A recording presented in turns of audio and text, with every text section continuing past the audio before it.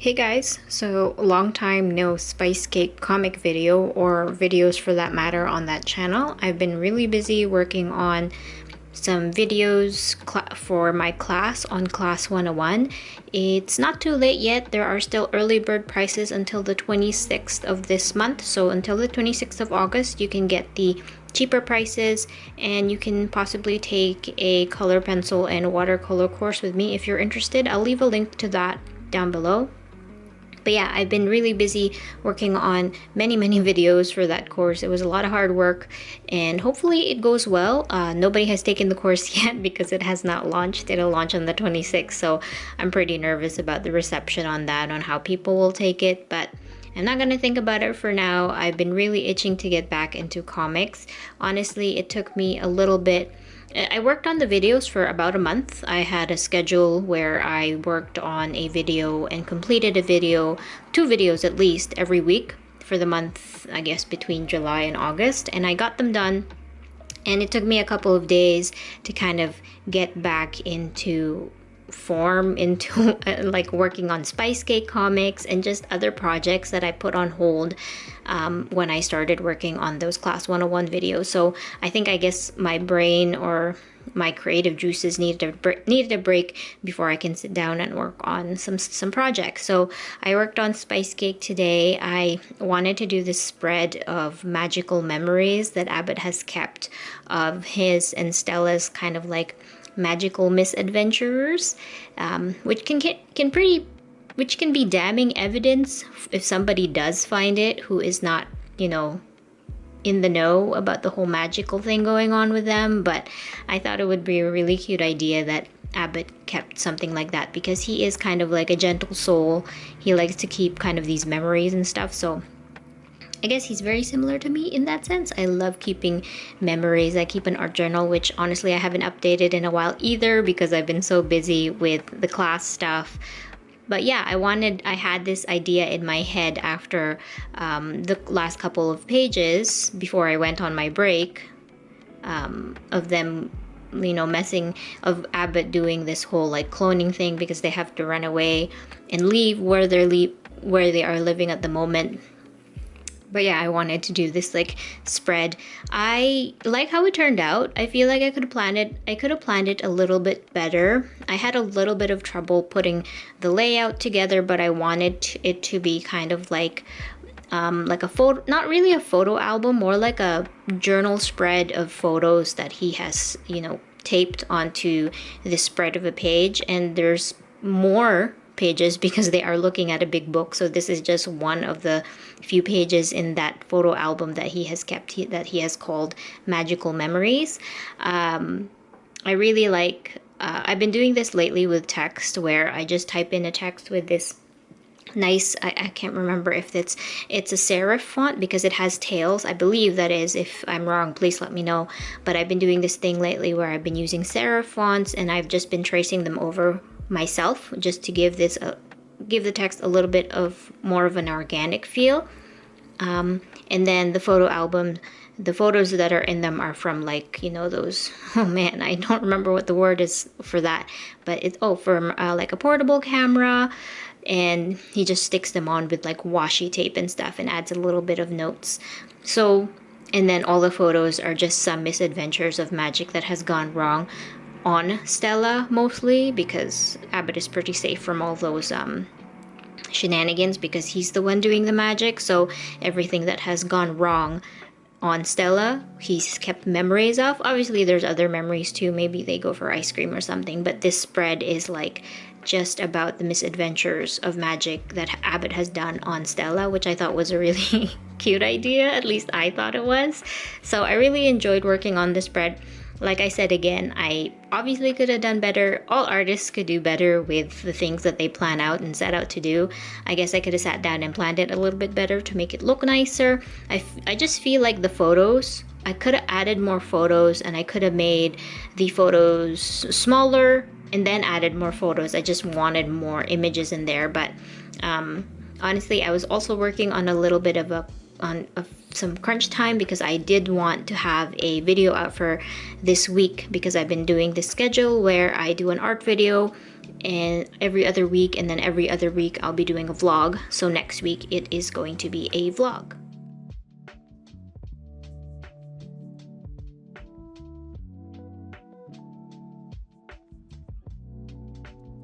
You don't really see it now because I'm just starting the whole like sketch or line art, no, sketch for this spread. But one of my favorite photos, I think, or memories that Abbott has kept is when he's taking a selfie where Stella's in the back floating with candles around her. I thought that was a really cool one. I really like the image of that, and I think I like the composition of that the most. I really wanted to create images that were funny but kind of disturbing. I think it carries over to the more funny other than disturbing. There is that blob of Stella on the top right that you don't see at this moment yet because it's still a sketch, that I think has a little bit of body horror. But again, with this comic, I really wanted it to be slice of life comedy and horror at the same time. So if there are horror elements, I really want to push those. So I think that's my goal with this comic. I didn't really push it that much here, but I'm going to push it farther in terms of the horror and comedy in the next few pages. The story is still kind of beginning. I haven't even gotten to the rest of the characters yet. So it's just really the first few happenings of the story, which I hope gets going soon. I do take my time with these pages, even though I have settled on a simple black and white or grayscale, but it does take time, you know, doing the sketch and then doing the clean line art, quote unquote clean line art, and then doing the effects. I think the longest part for me is doing the grayscale and the effects towards the end, and then maybe the text. The text sometimes takes me some time, especially if the pages have a lot of dialogue in them. Oh, one thing that I've done before, I bought Clip Studio Paint before I went on my brief break doing the whole Class 101 stuff. So I have not touched Clip Studio Paint. I have opened it. I purchased the full subscription, I think, where I have access to a lot of like comic tools and stuff, but I haven't sat down to do it yet because one, I'm scared of this new program. I'm so comfortable with my Adobe Photoshop CS5 that I've been using for years and years and years. So sitting down to learn a new program is kind of scary. I've heard many good things about Clip Studio Paint and how easy it is to use for artists, especially comic artists. So I will definitely have to get over like a learning curve and just learn. But I think I might do that on my own time outside of Spice Cake. If I get to the point where I'm really good at Clip Studio, then maybe I will move over my Spice Cake work onto Clip Studio. But for now, I'm going to be using Photoshop exclusively, the Photoshop that I've been using for Spice Cake.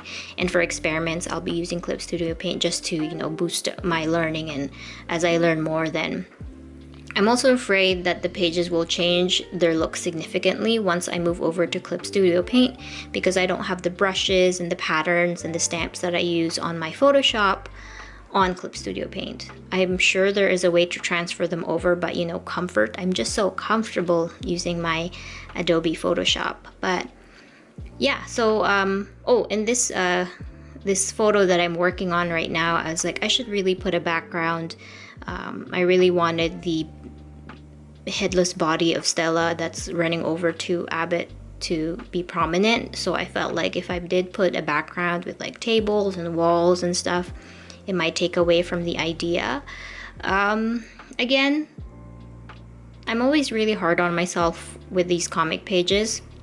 This is supposed to be a fun personal project, and it's still pretty fun. I don't know, I pressure myself a lot when it comes to these like bigger pages, because I always think that I could do better. In the end, I do like how it turns out. I'm just gonna ignore, you know, that thing in my brain where it says this sucks. Because it's there. Now I'm starting the line art. I'm starting with the biggest thing on the page, which is the text. So I just am going over the typewritten text with my own hand, I guess, tracing over the letters. I feel like it does add a little bit of organic feel to the letters instead of just it being typed out. I like doing that. I think it adds a little bit more. And yeah, I've been getting better with doing line art for Spice Cake. In the beginning, I was so anal and just so strict about how the line art looks, but honestly, the line art does not look good until I put all the finishing touches on it. So I think I've mentioned this before in other comic videos, but I try not to be so caught up in the ugliness of the line art stage, because again, it doesn't work as well with the other stuff on top of it.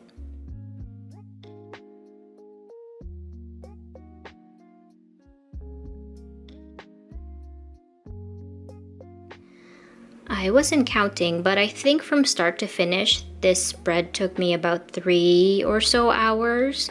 And that's, I think that's without breaks. I did take breaks in between, just like watching YouTube videos and going downstairs to make a coffee and stuff like that. But maybe max 3 to 4 hours for this spread. I do want to incorporate more spreads into this comic and really just push my comic making. I was talking with somebody maybe last week about my comics, and they felt that my comics have they don't have a lot of pages or drawings where it's really pushing the boundaries of what I can do and just really pushing my creative limit. And I agree with that. I feel like when I make comics and illustrations, I like to finish a lot of them within a day or two. I don't like working on something that for more than 3 or 4 days, because I get bored and because I kind of lose steam. So I like to finish a lot of my projects in less than 2 days, which can be a hindrance because I just kind of go with the first few ideas, and I don't really push. So that's another thing I really want to work with Spice Cake, is I want to push the boundaries of my creativity and what I can do. I tried it a little bit here, but I feel like I really need to hunker down and kind of do that, really brainstorm and really plan and not just rush things. I guess I started rushing things when I wanted to put stuff out on social media, like in a snap. I wanted to post something every single day, but now I'm kind of slowing down and feeling like, you know what, I should focus and push myself with a majority of my illustrations. I should really just work on it and push it. So I really liked that critique that I got from that person, where they said that I think you should push your creative boundaries. And obviously I'm not going to do that every single time, but when I can, I'd like to create a couple pieces where I work on it. I hesitate saying that I'm going to work on it for like a week or something, because maybe it's just the case that I'm somebody who works really quickly and I like to finish things up. I don't know if tacking on like 3 or 4 days to something that I'm working on will actually make what I'm doing better than if I had only worked on it for a day or two. Who knows? So a lot of creative things that I would like to implement in my practice with comics and just illustration. So I was thinking about that after that person and I had that talk. So with Spice Cake, I would like to definitely do that.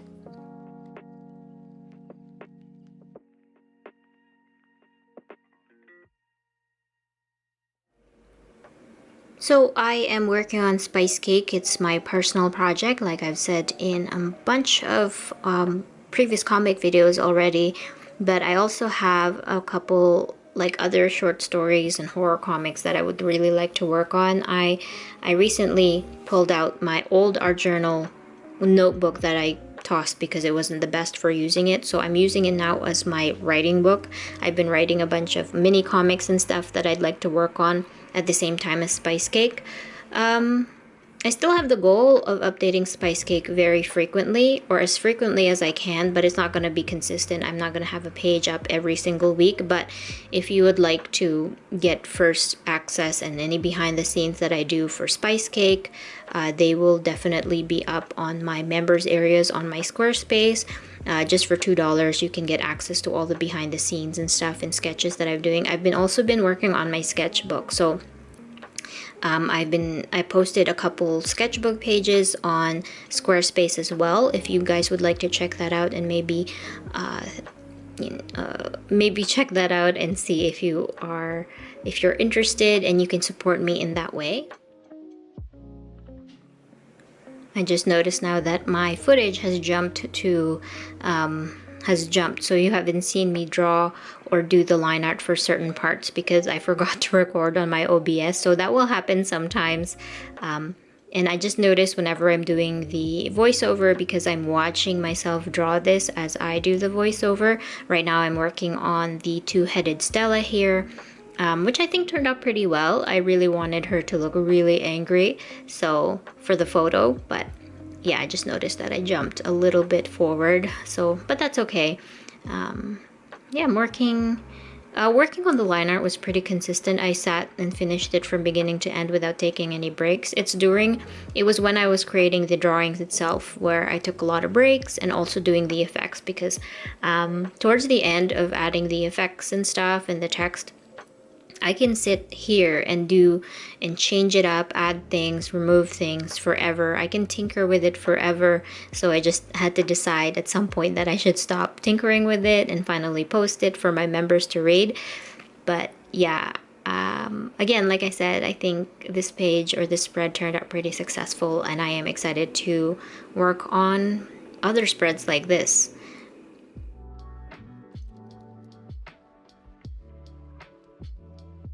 I guess the other thing that I can talk about is, if you don't watch my vlogs, I did a short update there on the return of my member spaces.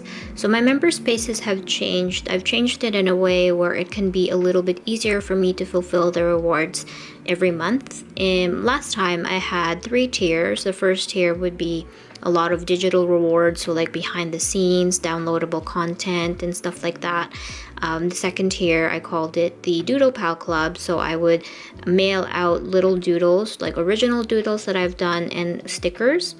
And then the last tier, which I called the Art Pal Club, would include the doodles, the stickers, a full sticker set, a print, and sometimes, you know, a notebook, a little sketchbook, or a button.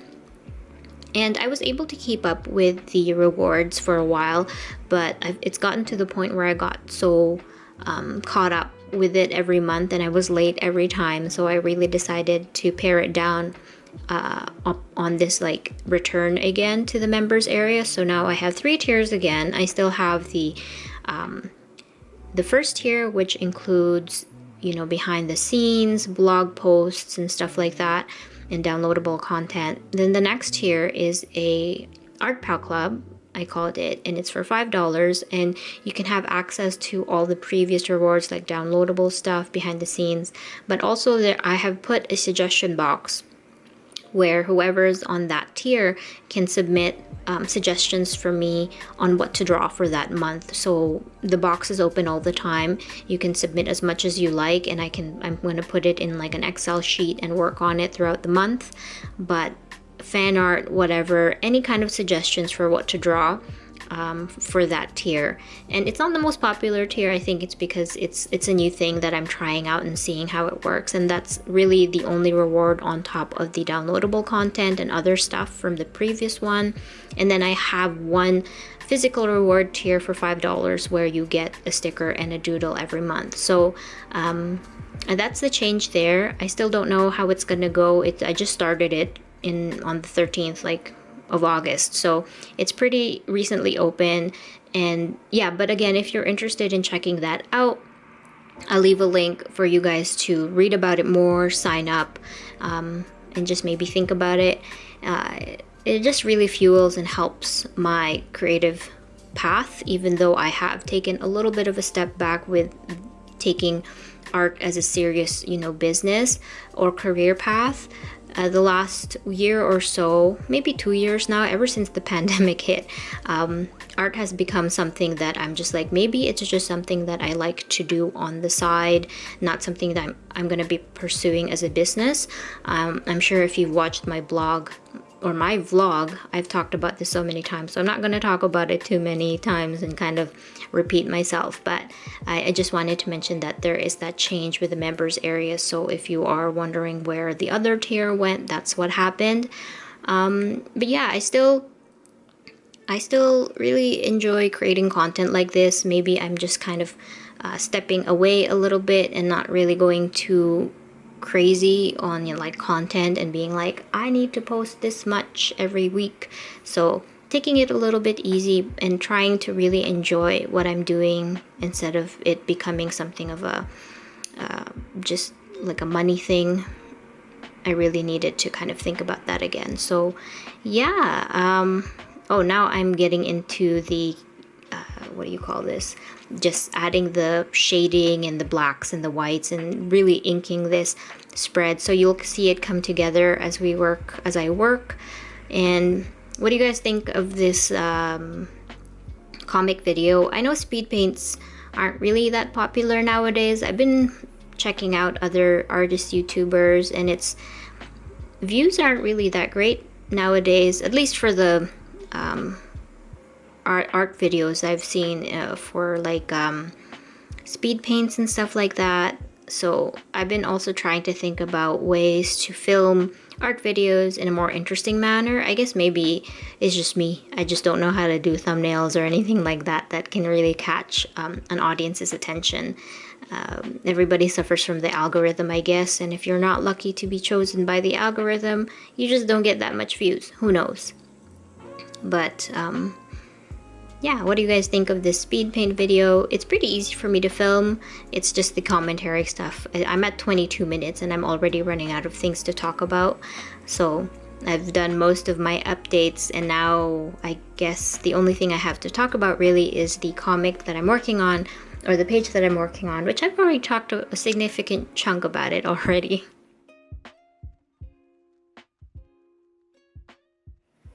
Ooh, okay, I know what I wanted to quickly talk about. So I was doing the Class 101 videos for a while, and I thought I'd really quickly talk about how my experience with that went. Overall, I didn't have any problems working with Class 101. They were pretty punctual and really helpful.